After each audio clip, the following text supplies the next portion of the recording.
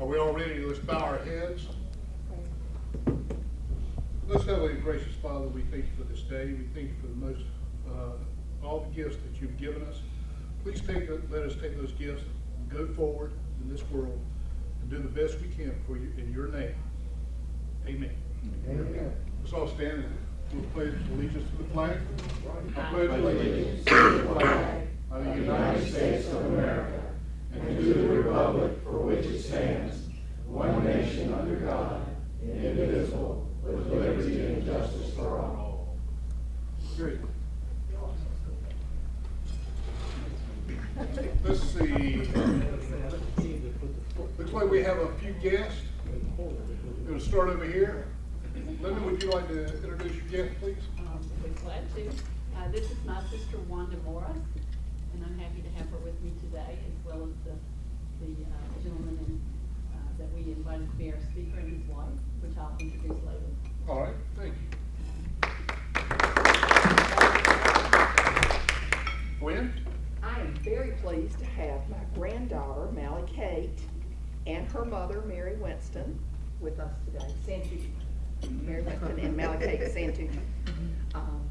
And Mally Kate is going to be a little shy right now, but she likes God. Started kindergarten on Friday. That's right. Oh,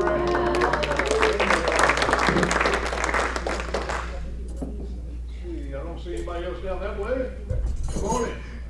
All right, we've got a special guest right back here on the camera. I'm going to let him introduce himself to us. I understand he is a Kiwanian somewhere. Yeah, I'll let Tim introduce me. I'll introduce him. Go right ahead. Terry McMillan.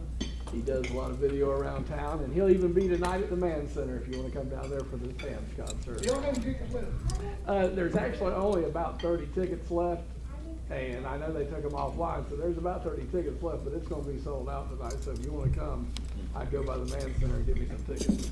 All right, thank But you. it'll be great. But Terry McMillan, Brick City Capital, and he videos a lot of these events for Kiwanis, for Rotary, and all that good stuff. I thought he was in here videotaping me. He is. I knew you were doing it today, Frank. Oh, okay. All right. And over here is go ahead, Susan. I want to reintroduce to y'all that may not have known, this is Tim Rushat.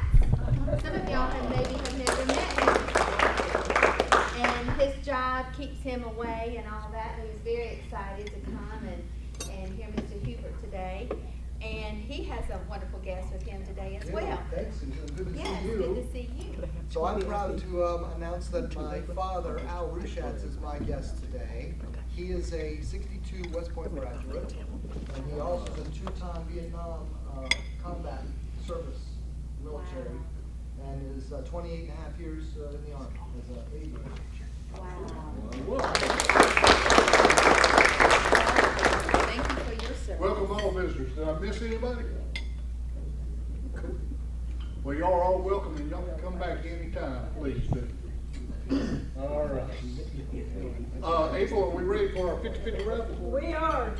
We have drum roll 1750. Wow. 1750. High rollers. High rollers. I won't even look at The winning ticket is last three digits, 723. 786. 723.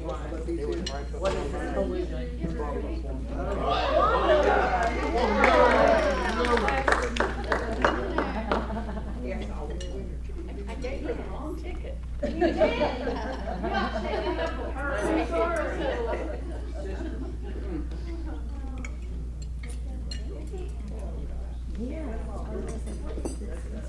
All right. Happy dollars. We have any happy dollars? I've got some happy dollars, Frank. I'll Go ahead. start. I missed the meeting, so it's good to be back. My kids are starting school this week, so that's exciting for me. They're all going to the same school, except you got one place to drop them off in the morning. And then my last two happy dollars for these Rushatz guys over here. Those are good guys. Thank you. Anybody else? Well, I'll give some happy dollars because Drew just gave me happy dollars. Well, no, I think that's one of the Are you clubs. happy about Drew? I'm really happy about Drew. He's so good looking.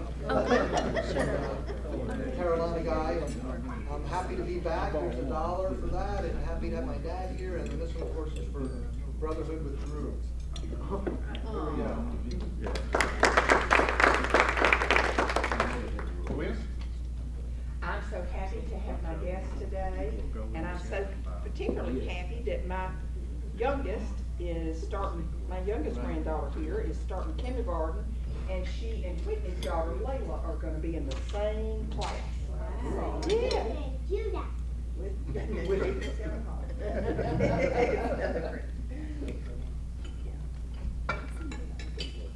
Anybody else? Linda? I'm happy to have, my sister as my guest, and I'm happy to have this guest speaker and his wife with us today. Fantastic, thank you. Anyone else? No more happy dogs, okay. As y'all, a lot of you are seeing, we've got our tickets. Don't forget to sell, and, get your money turned in. Anything else, any other announcements today? I guess y'all, by my presence, y'all see Whitney's not here. She'll be back next week, right? I think so next week, she's getting ready for delivery. Well, I think most of you have seen, yeah, we're gonna do the baby shower next week, and we're trying to keep it a secret from Whitney. Participate, whatever way you'd like to. I'm gonna order some cupcakes, and, we'll have something, out for everybody to snack on like that, so just, think of things that a baby would need, so. It's gonna be a little girl. They need a godfather. Here, I'll be, y'all can bring the presents to me. Say what, Frank? Y'all bring the presents to me, I'll be the godfather. Oh, okay, but yeah, just a reminder. All right, anything else? If not, I'm gonna turn it over to Linda to introduce our guest. And I'm happy to see that we have plenty of time for him to speak, because I hear that he does a great job. I'm happy to introduce to you Hubert Edwards, who's with us today. I'll tell you a little bit about him. He was born in 1918 on a 300-acre tobacco farm in Beaufort County near Washington, D.C. North Carolina. Excuse me, North Carolina. Said that wrong. He was one of 11 children in his family, and he decided early on that farming was not for him. So in 1939, being underage, his parents had to sign for him to join the Army. So he served 37 months overseas on the front lines and participated in 4 invasions. And while there, he was awarded, because of his service, he was awarded 2 Bronze Stars and a Silver Star, along with other medals. After his service to the military, he remained very active in the community. He was on the first board of directors for the Beaufort County Community College. He retired from the Hamilton Beach as a production manager. He's currently an active member at First Baptist Church in Sanford, and he is a member of the Enrichment Center's Drama Club, where he has performed in 3 dinner theaters. He's a lifetime member of the Western Hornet Lions Club. He served as a Mason for 75 years. His hobbies include cooking, especially baking, traveling, dancing, and acting. He enjoys speaking and sharing his experiences with civic clubs and churches and various organizations. He's been married to his wife Linda for 12 years, and they live in Carolina Lake. He has a daughter Gail, and her husband also, Jim Searles, reside there in Carolina Lake. So we're just very happy to have you here, and we look forward to you sharing more with us about your service in the military.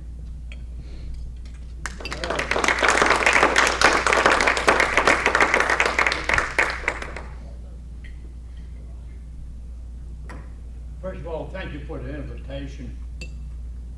Linda, thank you for the introduction. I'm always happy to share a few remarks with people that I talk to. I was glad that she said that I had a family of 11 kids at home. My father and mother made 13. I remember when all of us were at home. I got one brother that's still living. He and I are the only 2 left out of 11. I share this with you because I like it. He was in his early 30s, still living at home, and said to my dad one day, he said, "Papa, I'm going to get married." He said, "When I do," he said, "what are you and Mama going to do?" My dad said, "Roy, I don't know, but I'd be happy to try it." I'd like to start my remarks with taking you on a trip. I want to take you throughout Europe. That's where I was during the war. June the 13th, 1942. I left Fort Bragg.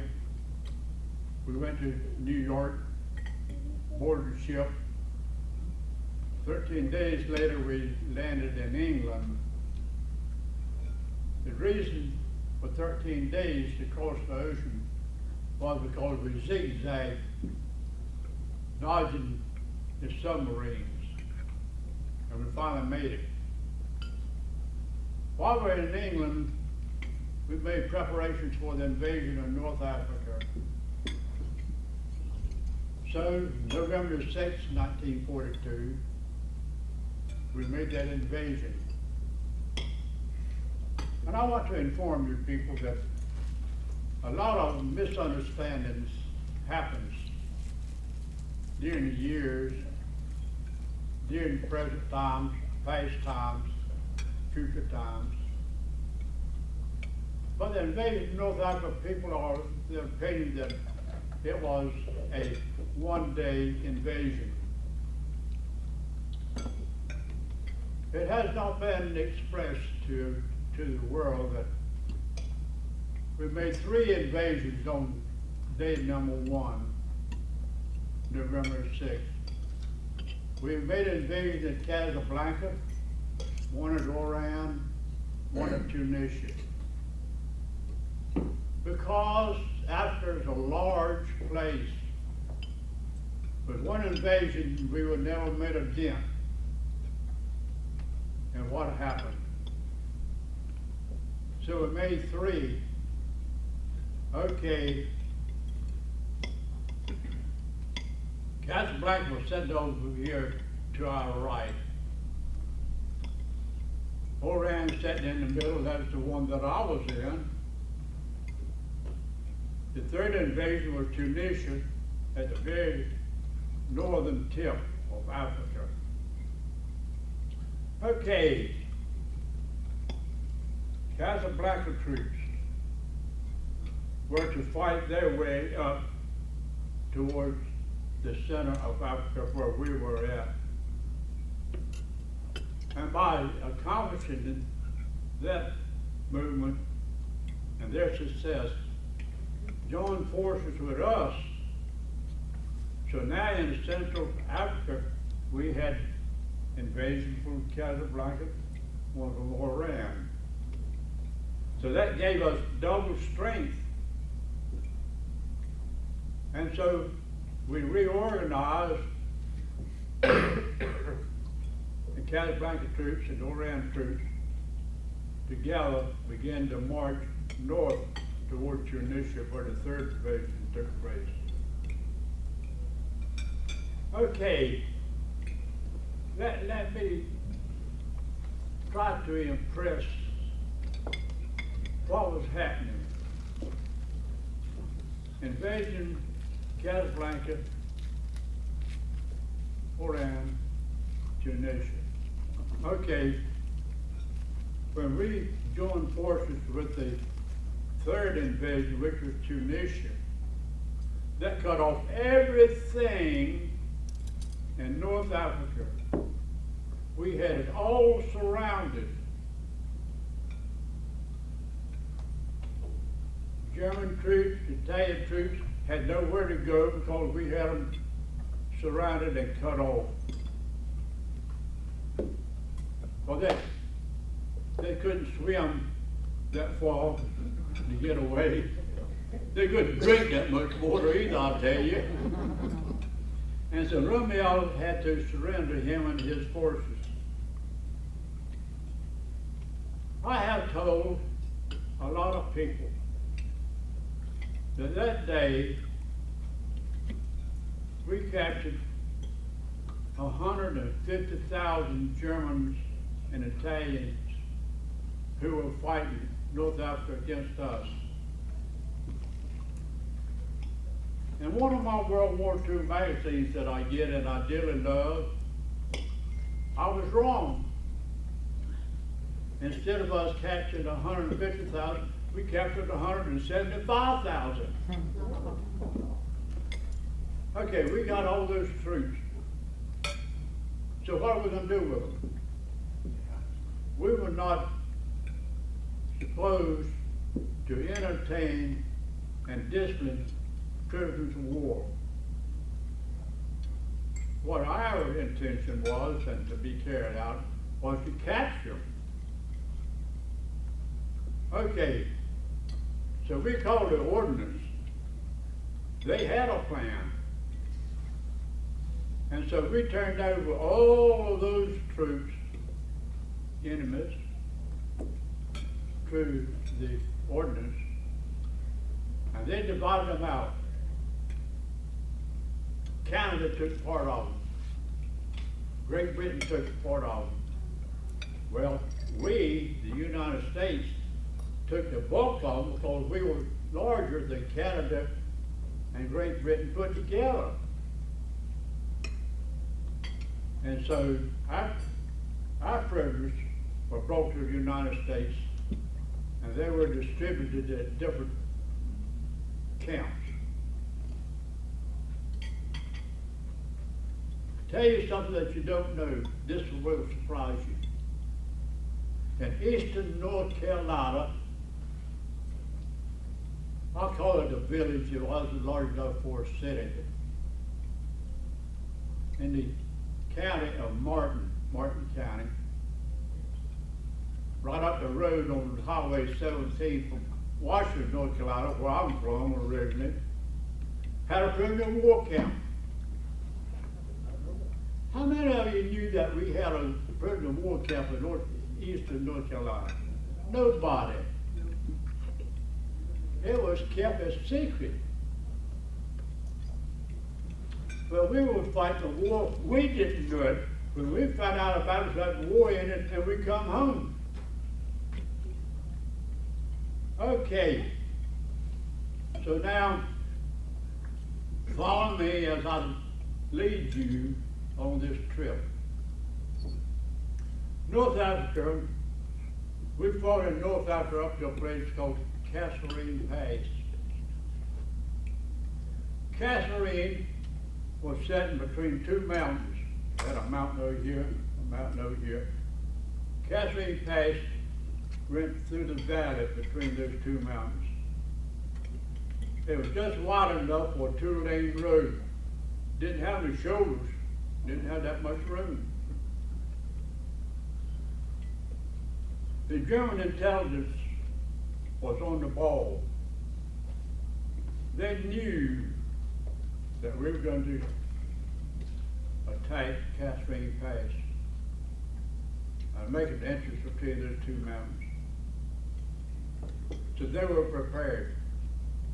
And I tell you, they took advantage of it. We lost 199 enlisted men in that battle. 35 officers, 12 guns. Every piece of rolling equipment we had but one. And so the ones of us that was able to get out retreated back several miles to a place of encampment.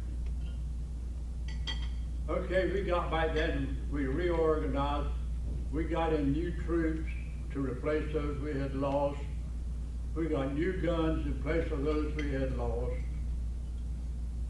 We got rolling equipment in place of those that we lost. And about 5 or 6 weeks later,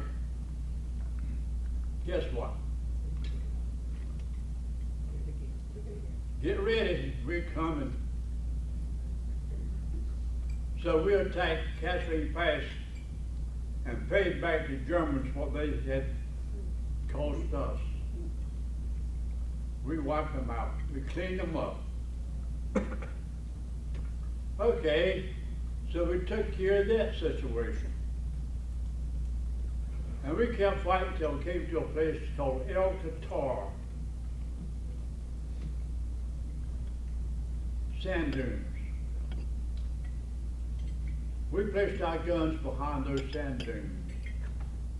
12 of them. We had battery A, battery B, battery C. Each battery had 4 guns.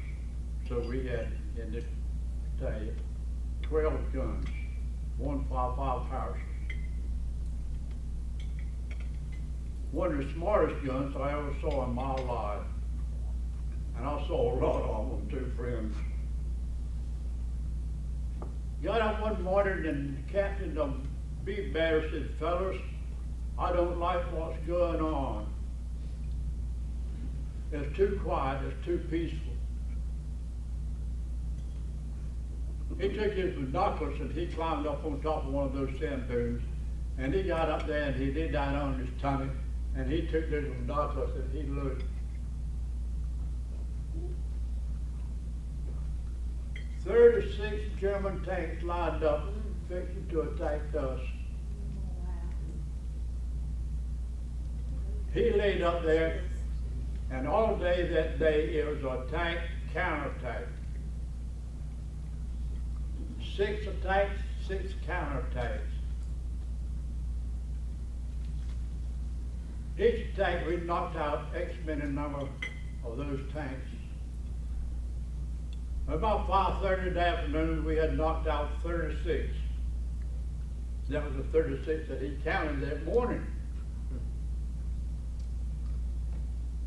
And so, now they had no tanks, so what they were going to do, they were going to attack us on foot. We had a projector that was known as personnel projector. You would fire one of those projectors from that 155 power source. And when that projector got within 5 or 6 feet of its target, it exploded.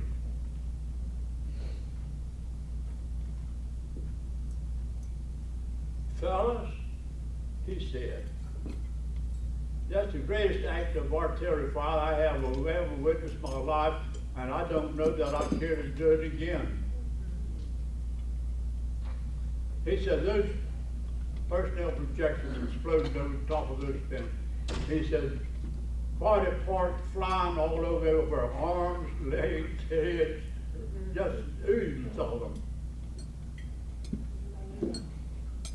And we wiped them out.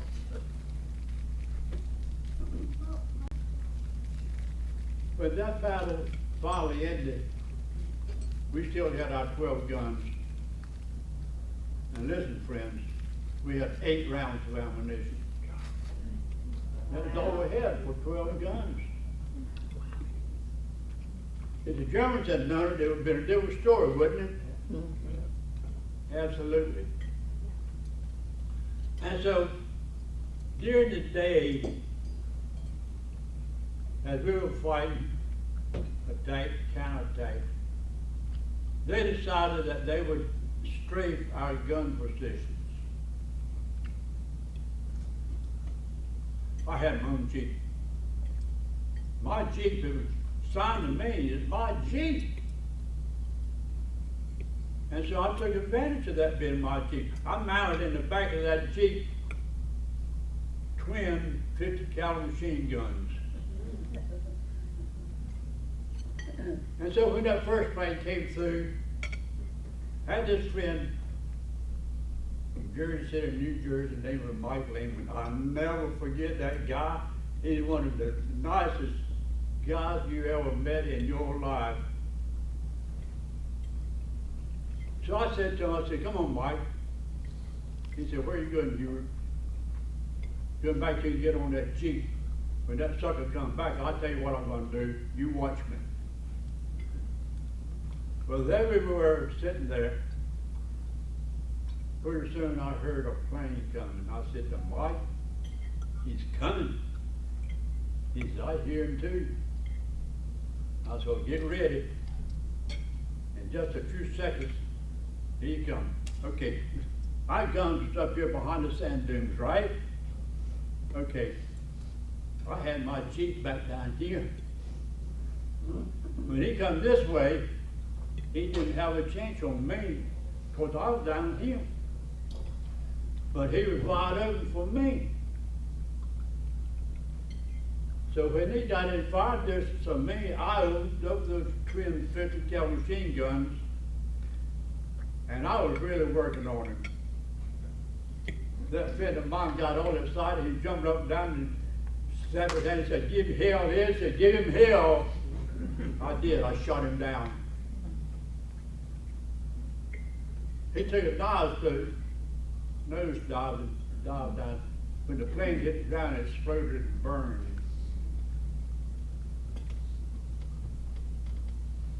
Ever since that day till right now, I always hoped that I had killed that guy.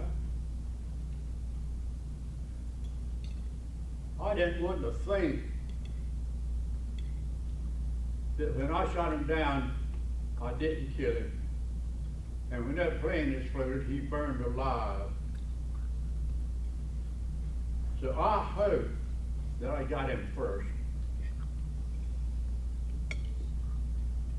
Well, we had called ordinance for some ammunition.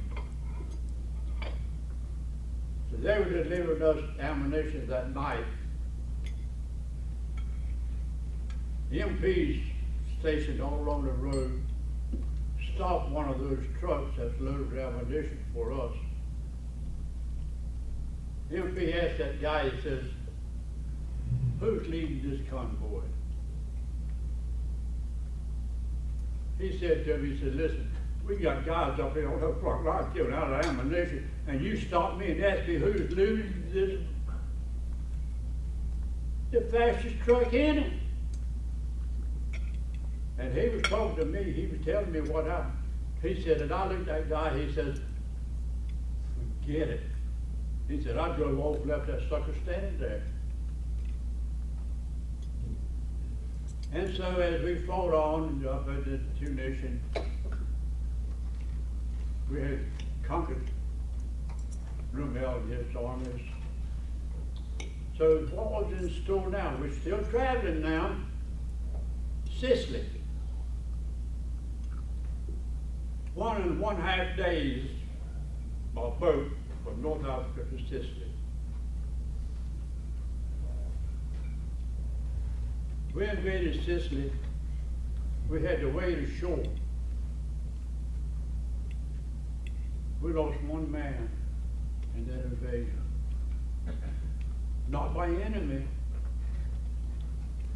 but that poor guy took a bad cold and had the flu, developed into pneumonia, and died.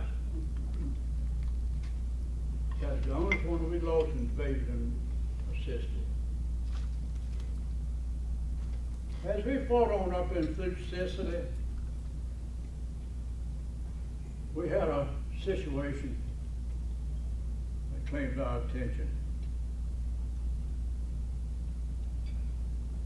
Sit up on top of a hill was a building.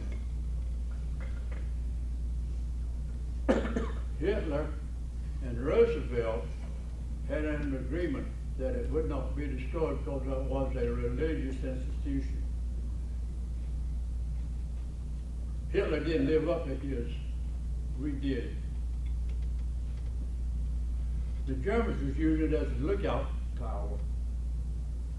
They were sitting up there looking down the valley right down there at us and our guns and directed fire on us. And we couldn't do nothing because we had an agreement not to. Stalin, Churchill, and Eisenhower had a conference one night.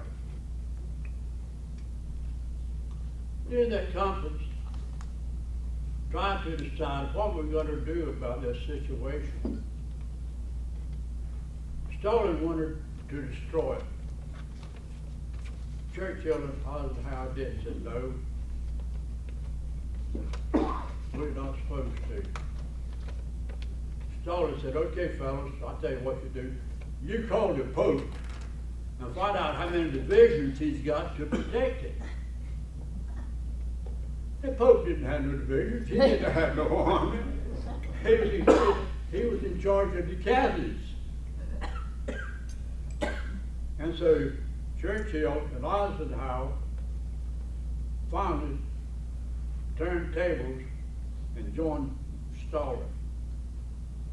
Okay, so we're going to destroy it.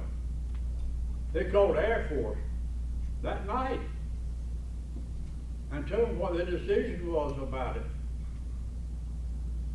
They called us, sitting down here in the valley, and told us what the decision was. And the decision was tomorrow morning at 8 o'clock, the Air Force will attack, drop bombs. You people down here with them 155 houses will open fire on it and destroy it. Next one at 8 o'clock, here was the Air Force. Next one at 8 o'clock, our guns were firing. 30 minutes later, there weren't no buildings. We had rooted over that hill. And so, we fought on till we won Sicily. And the guys in the outfit that I was in, we had a bet going on. How many days will it take us to take Sicily? My day was 32. No, I got a good memory, you know. My day was 32, and I lost. It took us 44 days to take Sicily. Okay, when we finally took Sicily, across a stream of water between Sicily and Italy, a mile and a half, known as the Messina Straits. Okay, when we were going to invade Italy, the night before, at 11 o'clock, we were going to open fire across the Straits of Messina, Italy. Everywhere that we could put a gun, we had one. In the streets, driveways, everywhere. If it was big enough to sit down in one 155 house, the one was sitting there, I'll tell you that right now. At 11 o'clock when we opened up fire across the Straits of Messina into Italy, the light from those guns, those arms way out like that at 11 o'clock. You can read the time on your watch. Tomorrow morning when we invaded Italy, we had given them more than they could handle. We invaded Italy without firing a shot. They had retreated about 6 or 7 miles because they could not handle that fire that we did during the night. And so we went into Italy free-handed. Okay, Italy was a rough place. It was hilly, it was mountainous, it was cold, it was rainy, it was snowy. I mean, it was just awful. But anyway, we were progressing along slowly until we come to Naples. When we got to Naples, we conquered Naples. Okay, so then we were marching towards Rome. About halfway between Naples and Rome, there's a place called Anzio. That was on the west coast of Italy. on the East Coast over here. The British were going to invade on the East Coast. We were going to invade on the West Coast with Antioch. And then when the British over here advanced this way, and we Americans will advance this way until we would meet in the center of Italy. That would cut off everything back of us, right?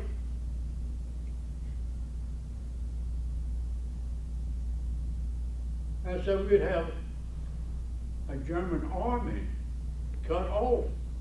They couldn't get through our lines. But guess what? The British didn't show up. So here we were, sitting on the East Coast, had invaded Antioch, and nobody over here to fight in to meet us in the middle, cut off that German army back here. But we had some help. We had 2 Navy battles sitting offshore over here out of awful Antioch. And whenever things got real rough and tough and hard going, we would call on the Navy. Well, there were 2 battleships sitting out there with them 16-inch guns. And so we would call them, so we need some help. We'd take care of it, and they would. There were 16-inch guns, and they fired those guns over there. And whenever they got through with that round, the territory that they had shelled, there wasn't a building left, wasn't a shelter left, wasn't a tree left. And I have said that I don't think there's a twig left. Those 16-inch guns had taken care of it. And so, as our troops back here, that was still back here, had come and fought their way up to Antioch, joined forces with us at Antioch, and then we began to march northward. Okay, we wanted to go to Florence, Italy. Why? Because Florence, Italy is one of the 7 wonders of the world. Did you know that? The Leaning Tower. We wanted to see the Leaning Tower. Eisenhower didn't see it that way. With all the respect, well, and I love the man, and I still love him. He pulled us out, sent us back down to Naples and loaded us on boats. And guess where we went? Southern France. We invaded southern France at a city called Marseille. Now let me try to explain to you why that invasion of southern France was made. Because when the invasion across the Channel took place, Hitler used all the forces he had to stop us, which he did not, but he was trying hard enough. Well, to give the Americans some relief, we made the invasion of southern France. Hitler had to pull off some of his troops over here, send them over here to try to stop us over here in southern France. And so that gave these forces some relief. Well, things are going along pretty good. But there was a conference fixing to take place. And so Roosevelt, Stalin, Churchill had a conference who is going to go into Berlin first?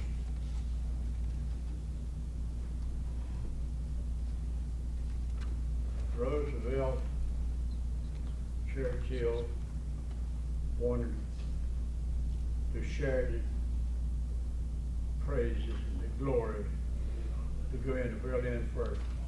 Joe Stoller said, I'm not going to go with this decision. I am the man that whipped the Germans in Russia. You knew what a hard time I had with them, but I conquered them. And so Roosevelt, Churchill agreed. And so here we were over here, 300 miles out front of all these troops over here, heading to Berlin, and we were making some good time. But we weren't supposed to go into Berlin first. Russia was. So what did they do to us? Give us a right flank.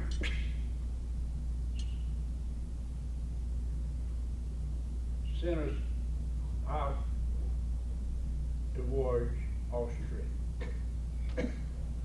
Finally, in Austria. So that the Russians could get into Berlin. And it happened.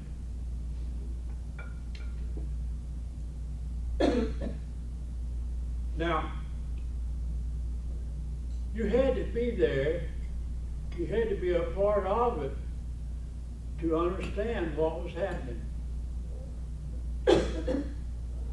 Some things that we did, we were required to do it, has never been talked about because there's no way to talk to you, explain to you some of the things that we had to do during World War II and got away with it. If it was happening today, you know what would happen? We would have got court-martialed. You can't do that. But we were fighting a war to win, and we won 4 years. Now let me ask you, what is going on that we won 2 world wars in 4 years each, and we can't take a peninsula now in 20 years? And you tell me there ain't something wrong? I got an answer for you. I know how to do it. I helped do it. I was a part of it. We haven't got enough Harry Trumans, we haven't got enough Winston Churchills, and thank the good Lord you ain't got enough Hubert Images over there. It would have happened, it would have been settled years ago, and we're still fighting and losing. Just lost one yesterday, we lost another one. My friends, something happened in France that makes me feel good. We had moved our guns to a no-no. We had set them up in the woods. You ain't supposed to do that. Because when you fire one of those howitzers, if that projectile hits a treetop, it explodes, right? Okay, and then what happened? That gun that fired that projectile hit that treetop, exploded, wiped out this gun position here and all the men around it.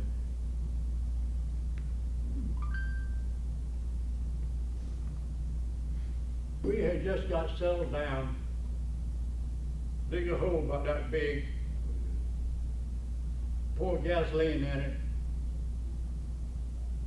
a gallon can of water, set it over that flame. When it boiled, we put our coffee in it and made some coffee.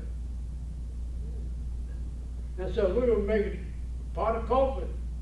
I heard the leaves rattling.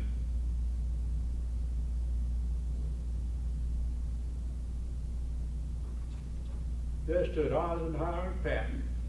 Wow. And I was sergeant in charge. I got up and called attention. Eisenhower looked at him and said, "Sit down, boy." And you know what? I sat down. I said to him, I said, "Sir, and I want you to know, I treated him like another soldier. I mean, there was one-on-one between him and me." I said, "You can see we're making some coffee. If you're going to hang around 12, 15 minutes, we'd be glad to share a cup of coffee with you." I don't think I could drink that coffee. I said, "Sir, if you're in the same situation we're in, do you think you would drink it?" He said, "I probably would." He says, "I'm out here looking around, see what's going on, what's taking place. And what I'm looking at right now, I think we're going to win this war. What do you think, son?" I said, "I don't think we're going to win it." You should have seen the expression on his face. I said, "Sir, you say you think we're going to win this war." I say, "I think we're not going to win this war." I said, "For the very reason," I said, "we're going to win it." He said, "That's the best response I've heard all day." They looked at Pat and said, "Just go." So they got in the Jeep and drove off. Wow. And so, in the final analysis, the Russians got in Berlin. A couple of days later, the documents were signed. Germany had surrendered, and the war had ended. Thank you for inviting me. I've enjoyed it, and I hope you have.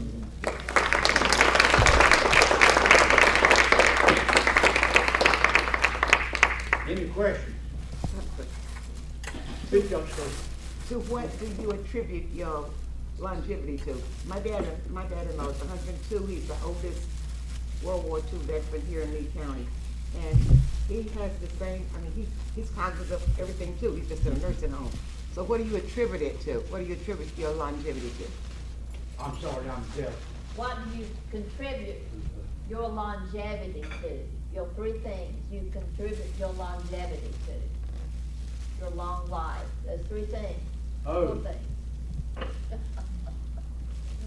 I got an answer for you. Okay, I don't smoke. Okay. I don't do drugs. Okay. I don't do hard alcohol. Okay. I got a young wife. Now, let me say this in closing. I just told you that I'm deaf. I lost my hearing from artillery concussion in World War II. The VA has been good to me. They have taken care of me. My hearing aids, this equipment, another piece in this pocket down here, that equipment that Linda's wearing, all furnished by the VA. My hearing aids, my telephone is built into my hearing aids. So when I'm not here to enjoy it, nobody else can use my hearing aids because my telephone is built into it.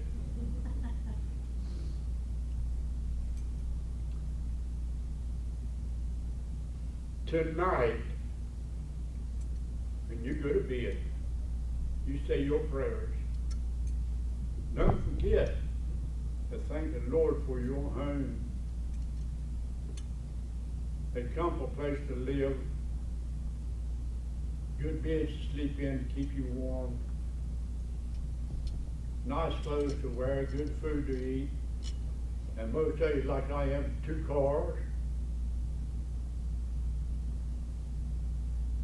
You never have to sleep on the ground and in a foxhole, because that is terrible.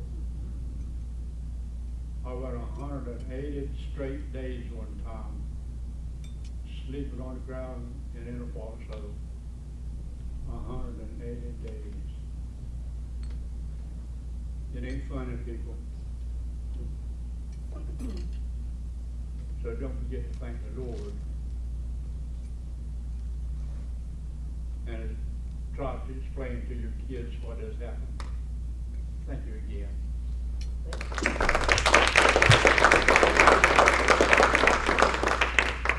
Thank you, Mr. Edwards. And, we have a kid, hopefully you will remember us. No, thank you so much. We definitely owe you a lot more than we can pay for your service. Thank you. Thank you very much. Any other announcements?